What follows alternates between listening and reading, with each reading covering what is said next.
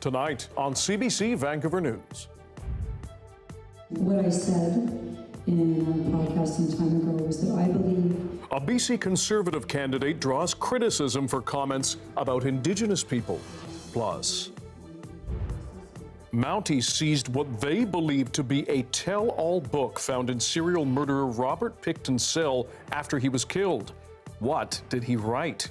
And almost 3 years after floodwaters leveled parts of Merritt, a new project aims to restore some floodplains. This is CBC Vancouver News.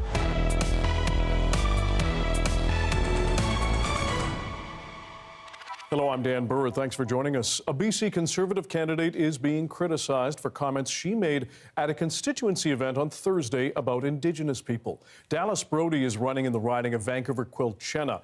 Janella Hamilton is here with more. Janella, what happened in this case?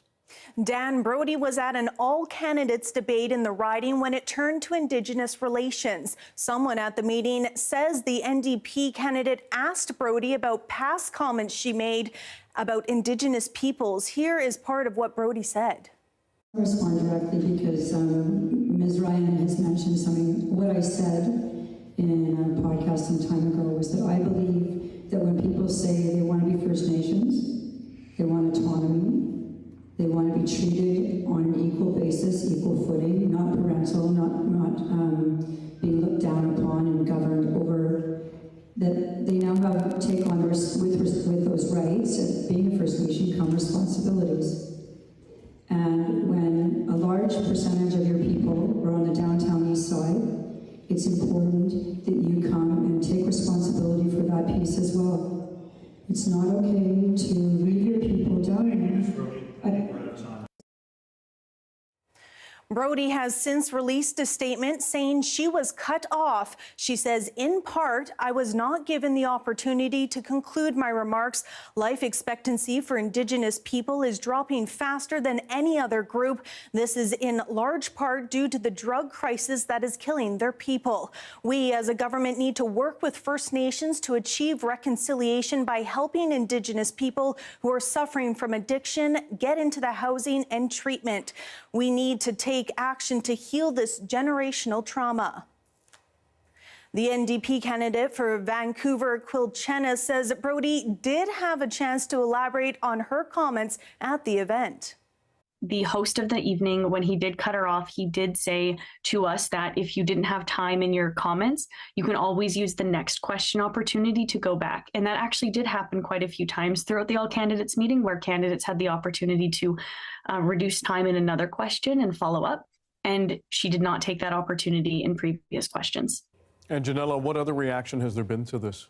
Wade Grant, a member of the Musqueam Indian Band, was at the meeting. He's also a friend of the person who posted the video of Brody's comments. It was quite disappointing. I'll be the first to tell you that we are disproportionately represented as First Nations. There are 203 First Nations in British Columbia, 630 across Canada. And when you start saying First Nations, you're lumping us all in as one community. Grant says Brody spoke for about 45 seconds and agrees she had a chance to clarify her comments. He adds, if she is going to be the MLA for the riding, she's going to have to, quote, respect our history, our culture, and she's going to have to unlearn what she knows and learn the true history of this riding. BC Conservative leader John Rustad was also asked about Brody's comments earlier in the day. He said he hadn't seen the video at the time, but says his party is working with First Nations to make treatment and recovery available. BC NDP leader David Eby says Brody's comments are ignorant. This comes after another BC Conservative candidate, Brent Chapman, is facing calls to step down over comments he made about Palestinian people in 2015. He has apologized and is still with the party. Dan? Janella Hamilton, thanks very much. Elections BC says there has been record-breaking voter turnout for the first day of advance voting. Numbers from Thursday show more voters showed up than in the 2017 provincial election, which was also a nail-biter. Mira Baines has more on what could be behind it. Advance voting began Thursday, and according to Elections BC, the numbers show a considerable jump, even setting a record. On October 10th, more than 170,000 voters showed up for the first day of advance voting. It's the most ever on an advance voting day in a BC election. Elections BC says it broke the previous record of about 126,000 votes in 2017. The 2017 election saw a tight race. The BC NDP's John Horgan became premier after making a deal with the BC Greens for support, narrowly beating BC Liberal leader Christy Clark. Director of Communications for BC United, Andrew Reeve, worked on that election campaign and says election officials have been making it easier to vote early. There's been an effort to make voting more accessible, increasing the number of advanced polling stations and advanced polling days. And more Canadians are getting out there early because they don't want to be in the long lines on election day. A UBC political scientist suggests while parties are also strategically trying to get their vote out, another reason could be polarization. Polls suggest that this is statistically something like a dead heat. So there is a real chance that your party can win, but a party that you dislike, if you are staunchly for one of the parties, could also win. And so that can be a motivator for those who are strongly affiliated with either the incumbent NDP or who are strongly motivated to see a change in government. They may be more motivated to get to the polls early. He says there could be a myriad of reasons, but that won't be known until the votes are counted on October 19th. Mira Baines, CBC News, Vancouver. Now, for those voting by post this hour, about 4,000 return ballots did not have local postage affixed on the envelope for the mail-in ballot, despite Elections BC saying postage was already paid for. Packages with international return envelopes were mistakenly sent instead. Elections BC says 109,000 vote-by-mail packages have been requested so far this election. Arrangements have been made with Canada Post so that affected voters can return their vote-by-mail package without having to put a stamp on it. Voters can also return their package in person to any district electoral office, voting place, or Service BC Centre. CBC News has learned RCMP investigators traveled to Quebec after the death of serial murderer Robert Pickton to seize 400 pages of documents found in his cell. Police hoped a handwritten book might contain details about unknown victims or possible co-conspirators. But as Jason Proctor explains, police say Pickton made no reference to his crimes.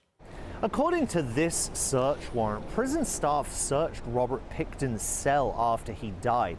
They were looking for a will, but instead they found about 400 pages of notes and documents, including what the prison warden said appeared to be a tell-all book called Pickton in his own words, My Life as I Truly See It. Now, while Robert Pickton was convicted in the murders of 6 women, according to this search warrant, police had hoped his writings might link him to 21 other cases in which charges were stayed. In a statement to CBC, however, RCMP say the writings have been thoroughly examined and contained no reference to any of the missing women or offenses for which Pickton was convicted. Regardless, news of a book and repeated efforts by RCMP to get Pickton to speak over the years came as a surprise to family members who say they would have liked to have known. A lawyer for the children of 9 of Pickton's victims said he intends to apply for access to the documents. Jason Proctor, CBC News, Vancouver. Nearly 3 years after floodwaters devastated parts of Merritt, that interior community is starting an innovative pilot project to restore some floodplains back to nature. CBC's Jennifer Norwell explains. This house would have been right here. The Stewie Naturalization Project targets 3 properties that were part of a voluntary buyback program. They're located right near the meeting of the Coldwater and Nicola Rivers. The steering committee will draw on traditional knowledge and land usage to establish how this space will be used in the future. But getting to this point has not been without its challenges, and trust still needs to be earned. We've dealt with the land, we've dealt with the forest for many, many years. And then the job was taken away from us. And then the trees all burnt and everything. And now they're coming back to us and saying, what was your cultural practice? And we're going like, well, why do you want to know what our cultural practice is when all the forest is all burnt? Now you come back to ask. And what we're going to do is we're going to straighten out the river so we'll never have a flood again. And I'm jumping up and down screaming, no, you can't do that. Well, Doreen is still a bit skeptical about whether this project represents true reconciliation. Others are feeling positive. Just really the opportunity to take a step back and make the best, right, responsible decisions that we have to make for our future generations. Well, the steering committee is still establishing what the naturalization project will look like. They do know that permanent structures will never be built again in that area. Work is expected to be completed by 2027. Jennifer Norwell, CBC News, Merritt. Several dozen people rallied in Prince George earlier in the day against involuntary treatment. Both the BC NDP and Conservatives want to expand the practice for people struggling with brain injuries, mental illness, and severe addictions. But as Hannah Peterson shows us, opponents say more voluntary help is the answer. And the reason we're rallying is because it's going to cause more harm than good. There's no studies that show that involuntary treatment is effective. Grace Burke is a student at the College of New Caledonia.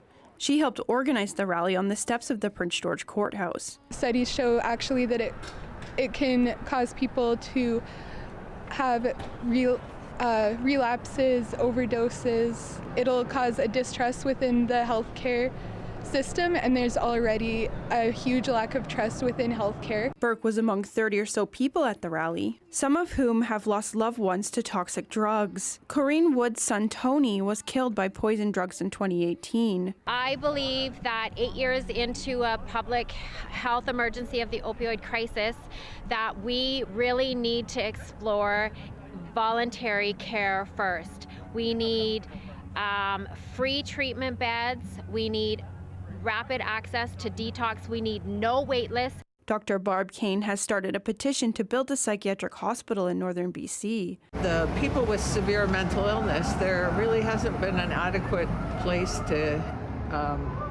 treat them, and they've ended up on the street, lots of them, and they've ended up with drug addiction. Kane's petition is supported by several Prince George City councillors. Trudy Klassen is one of them, but says that doesn't mean she supports involuntary care. The issue is that our hospital and our psychiatric team here in our hospital does not have a place to adequately care for people who need that longer-term care, because the hospital is only meant, I think it's only meant for like 2 weeks, and we don't have a facility to go beyond that. The NDP says it would expand involuntary care for those with mental health and addictions issues, including regional facilities to provide long-term housing. The BC Conservatives vow to bring in involuntary treatment legislation for people with addictions, quote, who are unable to make life-saving decisions on their own. Green Party leader Sonia Furstenau says there's little evidence to support involuntary care and wants to offer treatment earlier on. Corinne Woods is concerned politics may get in the way of good health policy. And that scares me, that people are going to be forced and it's going to turn into even more deaths than we already have. Hannah Peterson, CBC News, Prince George.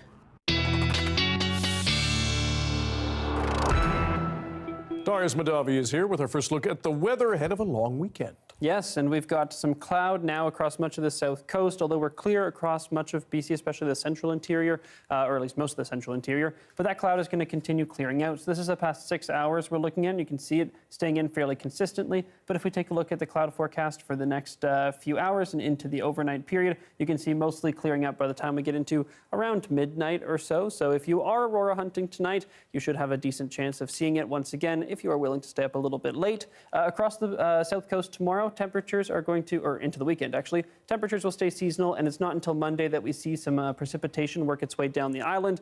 Probably late Saturday, some showers coming to the North Island, and then Sunday, some proper rain starts to work its way down, making its way to the lower mainland probably mid-morning on Monday. That's what it looks like right now. That could shift earlier or later because we're still a ways out. Across the province tonight, expect to see, again, a little bit of cloud in many areas, but clearing up at times, so most people should have a decent chance of seeing the aurora if they are so inclined. We have a decent chance of it. We'll talk more about that later in the show, Dan, but generally speaking, clearing up tonight, and then we've got a very sunny morning tomorrow. Lovely. Thanks very much. Thank you. Migration out of BC has been a talking point in this election, but is it true people are leaving in droves? We break down the numbers for you after this.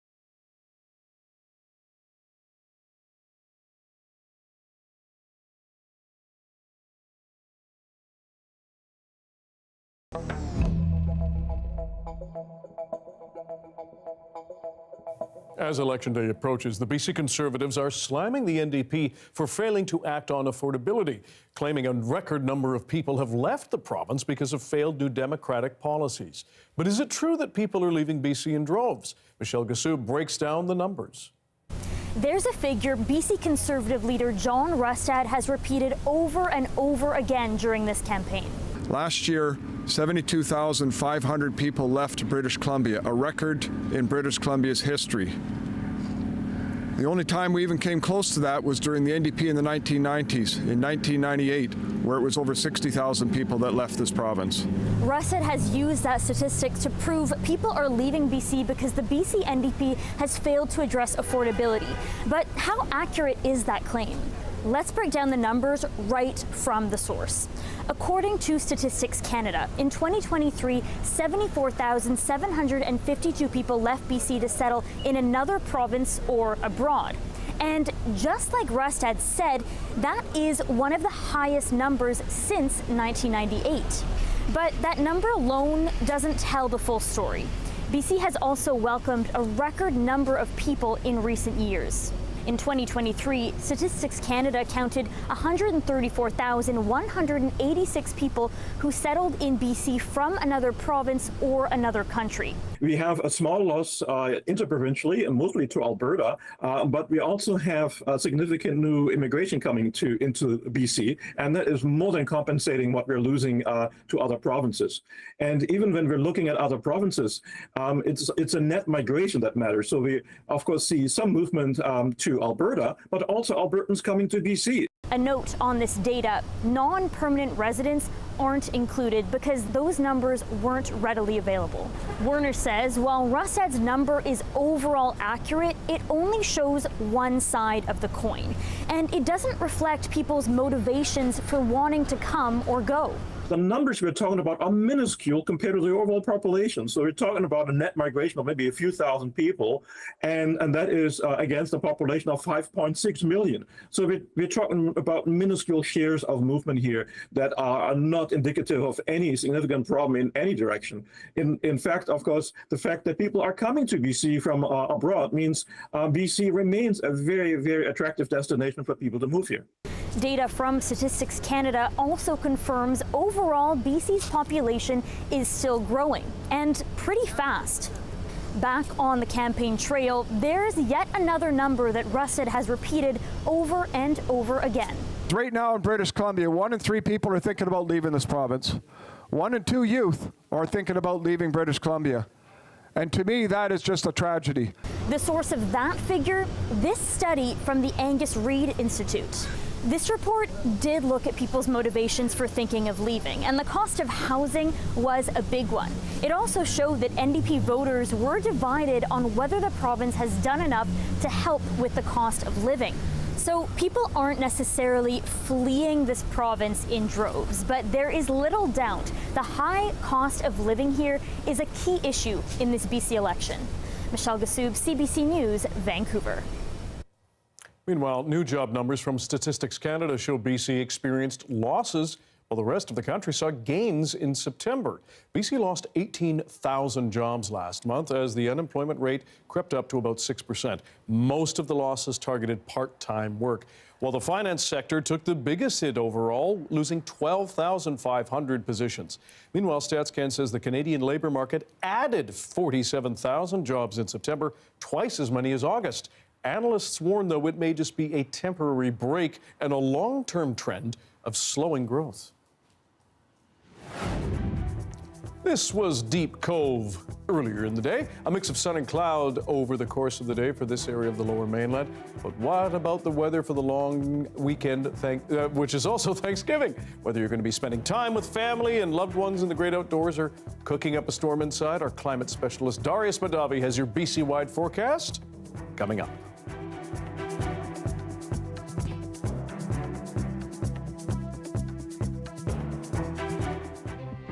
We're covering the issues that matter to you. Housing, the education system, climate change, just general affordability. CBC is your home for provincial election coverage. Don't miss our election night special, October 19th.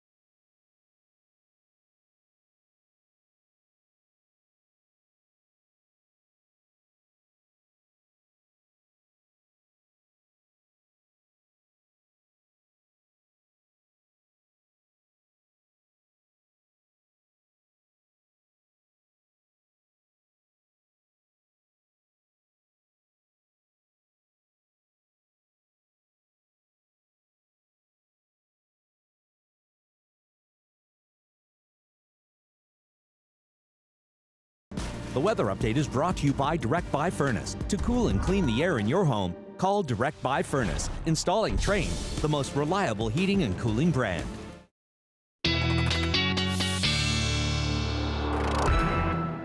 Our science and climate specialist Darius Madavi is here with the BC-wide weather forecast and a bit more of the light show. Yes, I can't help it, Dan. I was so happy. I have to brag one more time. It was even visible overhead. I could see it over downtown. I didn't even manage to get out of town, and still looks better on my phone screen than all blown up, but it still looks pretty good. Now, we've continued to see that clearing up through the last few hours, and we will continue to see that overnight tonight across the southern half of the province.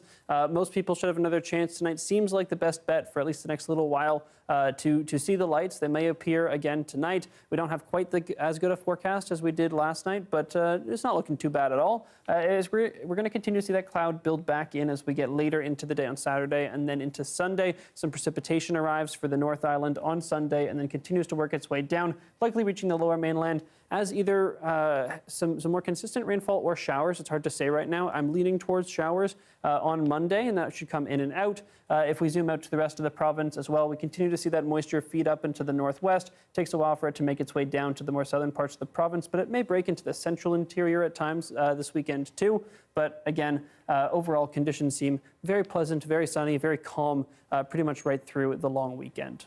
Temperatures also seem very pleasant. We, again, are pretty close to seasonal today. If we get into tomorrow, temperatures start to come up a little bit. It does seem like we will be in the low 20s, at least at times, in parts of the southern interior into this weekend, as well as in the Fraser Valley. Vancouver, of course, probably not getting up quite that high, but likely 17, 18 degrees as we get later into the weekend, and then likely coming down a few degrees as we see that precipitation arrive on the lower mainland on Monday.